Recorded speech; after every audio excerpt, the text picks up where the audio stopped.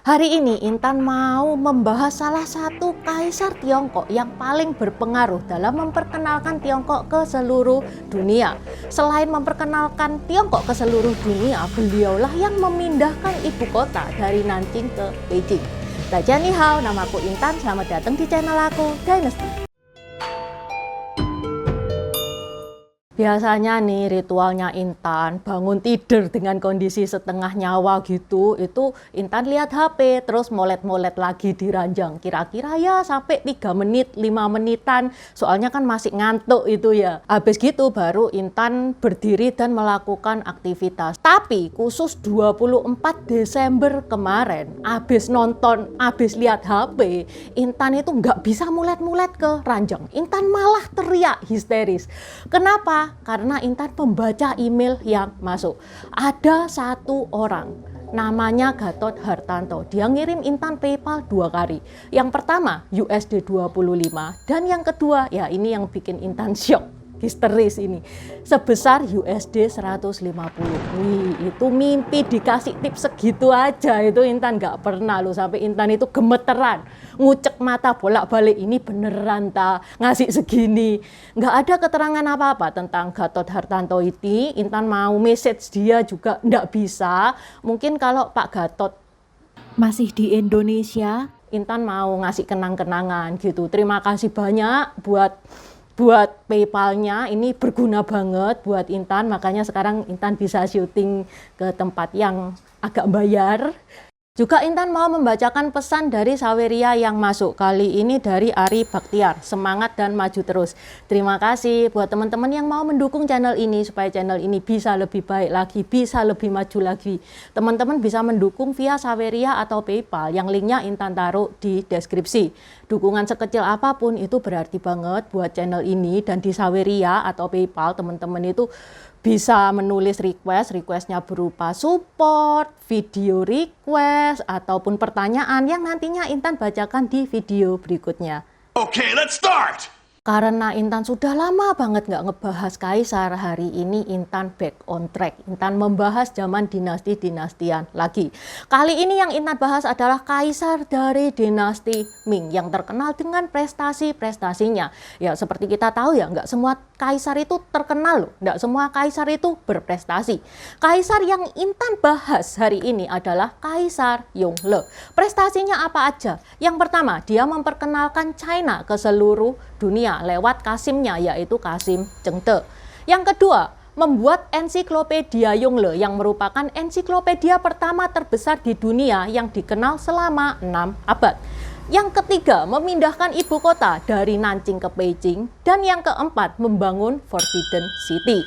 Intan mulai dari masa kecilnya Kaisar Yongle. Nama kecilnya adalah Cuti. Beliau lahir pada 2 Mei 1360, putra keempat Kaisar Honggu atau Chu Yuanzhang. Intan pernah bahas satu video sendiri tentang Chu Yuanzhang. Dia itu keren banget, pendiri dinasti Ming, dan dia sangat getol dalam membasmi korupsi. Buat teman-teman yang penasaran dan pengen tahu bagaimana Chu Yuanzhang beraksi dalam membasmi korupsi, ini nih linknya, di deskripsi juga sudah Intan taruh. Chu Yuanzhang ini punya 26 putra guys. Putranya masing-masing itu dikasih daerah, suruh ngurus daerahnya masing-masing. Cuti diberi gelar Pangeran Yan dan disuruh ngurus daerah yaitu Peiping yang sekarang jadi Beijing. Dulunya Peiping itu guys, itu daerah yang nggak sehat, terjangkit penyakit dan ada wabah kelaparan. Cuti itu bekerja keras dengan dibantu juga jenderal dari ayahnya yang juga mertuanya, sehingga Peiping pun menjadi kota yang nyaman, menjadi kota yang sehat. Sesuai tradisi hak anak sulung, Chu Yuanzhang itu ngasih putra mahkota kepada anak sulungnya yaitu Chu Biao. Sayangnya Chu Biao ini mati muda di usia ke-36 tahun, tepatnya tahun 1392 dia sudah meninggal. Chu Yuanzhang itu punya 26 putra, tapi setelah Chu Biao meninggal, putra mahkota itu tidak dikasihkan ke putra-putranya yang lain, malah dikasihkan ke anaknya Chu Biao yaitu Chu Yinwen. Dimana Chu Yinwen ini sangat muda banget, jadi kalau untuk memimpin itu nggak mateng. Bener guys, setelah Chu Yuanzhang meninggal, Chu Yinwen itu naik tahta menjadi Kaisar Jianwen. Ya, dia nggak pede, dia merasa insecure, dia takut dibunuh oleh paman-pamannya. Sehingga beliau itu mengeluarkan perintah bahwa paman-pamannya itu harus stay, tinggal di wilayahnya masing-masing. Dan kemudian bersama tangan kanannya, Citai dan Huang Zhizheng itu membuat rencana untuk mengurangi kekuatan militer yang dianggap saingannya. Siapa lagi kalau bukan paman-pamannya? Dari sekian paman-pamannya, yang paling ditakuti itu ya Cuti, karena dia itu punya kekuatan militer yang kuat, punya daerah yang luas. Lagi pula orang zaman dulu itu bangga banget guys, kalau dia jadi tentara itu ada prestis tersendiri. Ditambah lagi jasanya Cuti kan besar banget tuh. Beiping yang gak sehat jadi tempat yang makmur, yang enak untuk ditinggali, sehingga banyak rakyat yang berterima kasih kepada Cuti dan mau mati demi Cuti. Kekesalan Cuti ini berawal saat Cuti itu pengen ngasih penghormatan terakhir kepada ayahnya, Kaisar Chu Yuanzhang itu. Kaisar Jianwen itu kan tadi ngasih perintah ya supaya pamannya untuk stay di kediaman masing-masing. Cuti ini nggak mau guys, dia kepingin ngasih penghormatan terakhir untuk ayahnya. Sehingga Cuti itu membawa pasukannya untuk dibawa ke ibu kota. Tapi sampai di Huai'an, Cuti ini diblok sama tentara kekaisaran. Sampai Cuti ini balik lagi dengan kekesalan di dada. Segera setelah itu, pada bulan Juli 1398, Chu Shu, Pangeran Zhou, pangeran yang incas di daerah Kaifeng itu ditangkap dengan tuduhan makar. Seluruh anggota keluarganya dicopot statusnya dan diasingkan di Yunnan. Pada bulan April 1399, 3 putra Chu Yuanzhang, Pangeran Qi, Pangeran Tai, dan Pangeran Xiang itu juga diperlakukan yang sama. Dia dan seluruh anggota keluarganya itu statusnya dicopot. Pangeran Qi dan Tai itu ditahan di rumah Nanjing dan Tatung. Sedangkan Pangeran Xiang itu tidak kuat menghadapi sehingga memutuskan untuk bunuh diri. 2 bulan kemudian, Pangeran Ming, putranya Chu Yuanzhang yang lain juga diperlakukan yang sama. Dicopot status kerajaannya, terus diasingkan di Fujian. Melihat saudara-saudaranya diperlakukan seperti itu, wajar dong kalau Cuti itu akhirnya batin, wah bentar lagi ini giliranku. Cuti ini belum dioprak-aprik, soalnya dia itu punya kekuatan militer yang besar, paling kuat militernya. Sehingga Cuti pun akhirnya melakukan makar. Yang namanya pemberontakan itu guys, itu kan butuh plan yang mateng. Plan yang mateng itu juga butuh waktu. Untuk mengelabuhi kaisar, Cuti itu pura-pura sakit keras supaya nggak diotak-otik sama kaisar. Di tahun 1939, setelah dirasa plannya sudah cukup mateng, dilaksanakanlah aksi pemberontakan yang disebut dengan insiden Jingnan. Di sana Cuti itu berhasil merebut satu persatu kota seperti Dong'e, Dongping, Wenshan, He, dan kota-kota di utara Sungai Yangtze. Sampai finalnya pada tanggal 13 Juli 1402, tentara Pangeran Yan sampai di ibu kota yaitu Nanjing. Penjaga kota yang sudah kalah mental, mereka itu memutuskan untuk membuka gerbang kota dan menyerah tanpa perlawanan. Tentara itu akhirnya menuju istana. Kaisar Jianwen itu otomatis ketakutan dong. Lah wong dia militernya nggak kuat. Kemudian Kaisar Jianwen ini membakar istana sampai istananya itu kosong-kosong. Tapi jasadnya Kaisar Jianwen ini tidak ditemukan. Ada kabar atau konspirasi yang mengatakan kalau Kaisar Jianwen ini kabur lewat terowongan bawah tanah. Dengan jatuhnya Nanjing ke tangan Pangeran Yan, otomatis insiden Jingnan telah berhasil. Cuti pada 17 Juli 1402 menjadi kaisar dengan gelar Kaisar Yongle. Tahun-tahun pertama Cuti itu dihabiskan untuk menghukum mati, memberantas orang-orang kepercayaan Kaisar Jianwen.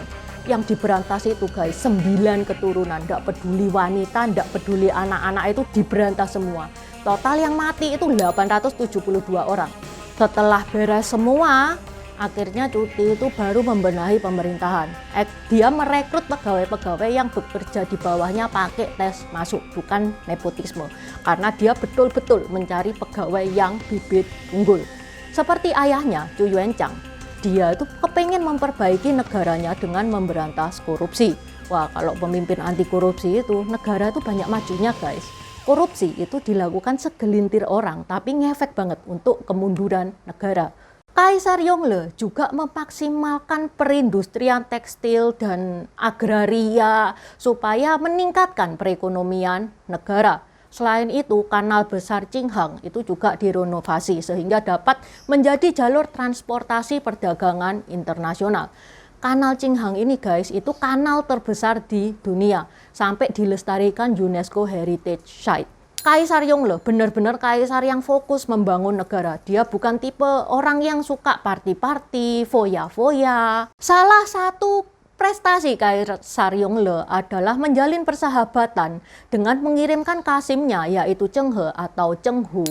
Di sana dia selain menjalin persahabatan, dia juga menunjukkan kekokohan Tiongkok. Kapal Cheng He itu besar banget guys, 5 kali kapal Christophorus Columbus dan paling canggih pada zaman itu. Intan pernah bahas satu video sendiri tentang Cheng He itu.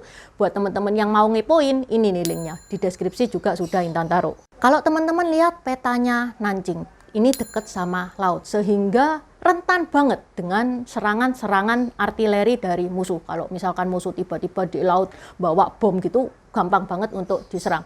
Karena hal ini, makanya Kaisar Yongle itu mau memindahkan ibu kota dari Nanjing ke Beijing. Lebih aman juga untuk meningkatkan populasi di Beiping. Nah, di Beiping itu, Kaisar Yongle itu mendirikan istana untuk dia dan keluarganya, sekaligus untuk kerjaannya. Dia istananya itu namanya Forbidden City. Keren banget loh itu istananya. Intan pernah bahas satu video sendiri tentang Forbidden City. Ini nih linknya. Di deskripsi juga sudah Intan taruh. Kaisar Yongle juga menaruh perhatian terhadap karya tulis, sehingga pada tahun 1942 dibuatlah karya tulis Yongle Tatian atau Ensiklopedia Yongle yang dibuat oleh 2169 cendekiawan. Soalnya Kaisar Yongle itu pengen ensiklopedianya itu lengkap banget.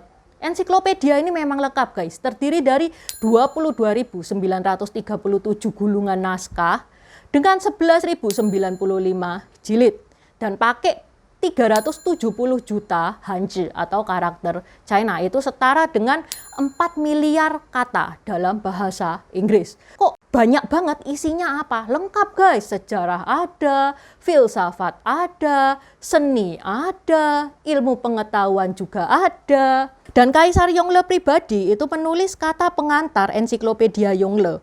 Dan Ensiklopedia Yongle itu adalah ensiklopedia terbesar dan terlengkap pertama di dunia. Teman-teman bisa melihat Ensiklopedia Yongle ini di Perpustakaan Nasional Tiongkok di Beijing yang menyimpan 220 volume, ini yang terbanyak ya. Yang kedua terbanyak itu di Museum Istana Taipei yang menyimpan 62 volume. Yang lainnya itu nyebar di California ada, London ada, Jerman ada, Paris juga ada. Selama Kaisar Yongle ini memerintah, dia tuh kerap mendapatkan ancaman dari bangsa Mongolia karena bangsa Mongolia ini kepengen mendirikan lagi dinasti Yuan. Kampanye militer selama Kaisar Yongle memimpin itu ada 5 kali. Nah, di kampanye militer yang kelima, tepatnya 1 April 1424, Kaisar Yongle ini stres karena dia itu nggak mampu ngejar musuhnya yang bergerak cepat. Sehingga kesehatannya Kaisar Yongle ini menurun dan Kaisar Yongle wafat pada 8 Agustus 1424. Dia dimakamkan di kompleks pemakaman dinasti Ming, Mausoleum Changling di pinggiran kota Beijing. Di Changling itu guys, ada 13 makam Kaisar dinasti Ming. Cuman ada 2 yang dibuka untuk umum. Salah satunya ya makamnya Kaisar Yongle itu. Teman-teman bisa kok ke sana kalau kepingin tahu.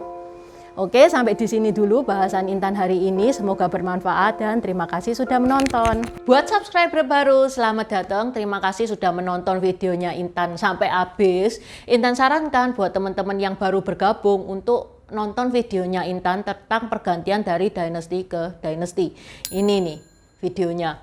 di deskripsi juga sudah Intan taruh, karena di video pergantian dinasti itu adalah basic dari semua videonya Intan. Itu yang pertama. Yang kedua, video pergantian dari dinasti ke dinasti ini bakal sangat membantu teman-teman kalau misalkan teman-teman itu nonton film-film Tiongkok yang kuno-kuno itu bakal sangat membantu banget, karena film-film Tiongkok itu nggak menceritakan secara jelas background kayak gimana. Terima kasih udah nonton channel ini sampai habis. Dukung aku terus berkarya dengan klik subscribe dan bunyikan lonceng di bawah ya guys.